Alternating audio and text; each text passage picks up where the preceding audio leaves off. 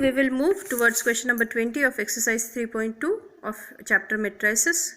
Now in this question, these type of questions, theoretical questions, they have given us some data, right, with the help of which we will try to formulate matrix. We will make our matrix and then we will solve it. Let's see what is given in the question. A bookshop of a particular school has 10 dozens chemistry books, right, then 8 dozen physics books, 10 dozens economics books. So 3 types of books we have: 10 dozens of chemistry books, 8 dozens of physics books, and 10 dozens of economics book, right. Their selling prices are rupees 80, rupees 60 and rupees 40 each respectively. Each respectively means for the 80 rupees is the selling price of chemistry books, right, 60 rupees is for physics books and 40 rupees is for economics books, right.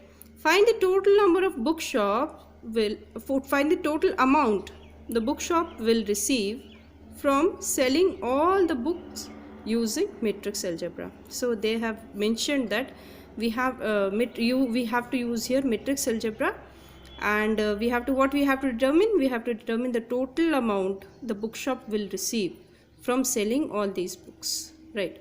So let us start solving this question.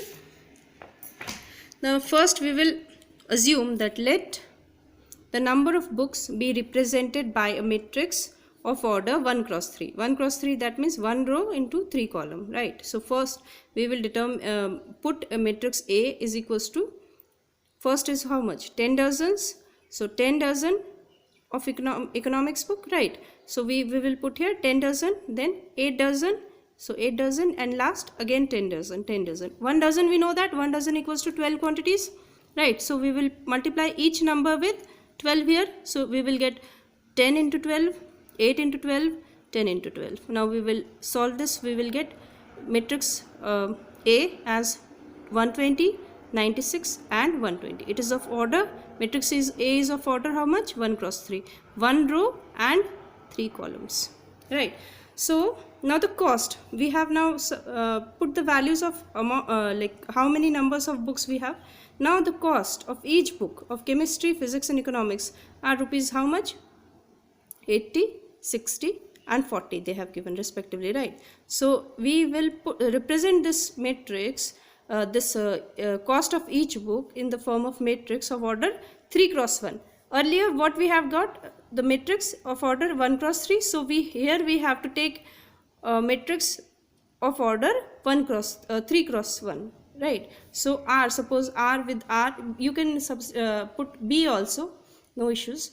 So suppose we have put this value in a matrix as, and put like we have got 80, 60 and 40, right. So total amount, what we have to we have to multiply these two matrices. So total amount received by selling all the books is equals to A into R, that is matrix A into matrix R. Matrix A is of order 1 cross 3 and matrix R is of order 3 cross 1. So here 3 is equals to 3, that means matrix multiplication is valid.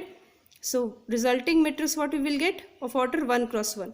So in this way we will multiply first row, first column, 120 into 80 plus 96 into 60 plus 120 into 40. First element with the first element we have to multiply, plus second element into second element we have to multiply, plus third element into third element we have to multiply. So in this way we have got a matrix of order 1 cross 1.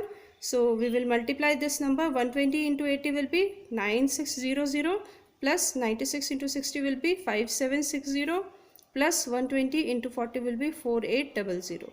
So we will add this number, we will get 20160. So total amount received will be rupees 20,160 rupees. Okay, thank you.